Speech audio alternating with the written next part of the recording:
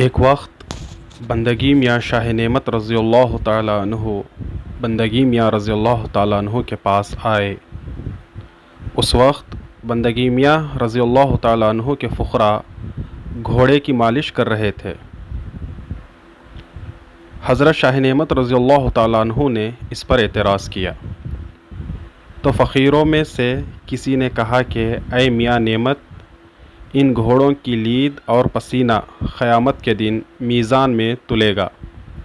یہ بات سن کر حضرت بندگی میاں رضی اللہ تعالیٰ عنہ سخت ناراض ہوئے اور فرمایا، تم نے بھائی نعمت کی شان میں گستاخی کی ہے۔ تمہارا نکاح اپنی بیوی سے ٹوٹ گیا۔ پھر ان کے رجوع لانے پر آپ رضی اللہ تعالیٰ عنہ نے ان کا نکاح پڑھایا اور گھر میں گئے۔ بحوالہ والیان ولایت حصہ دوم، صفحہ نمبر 30۔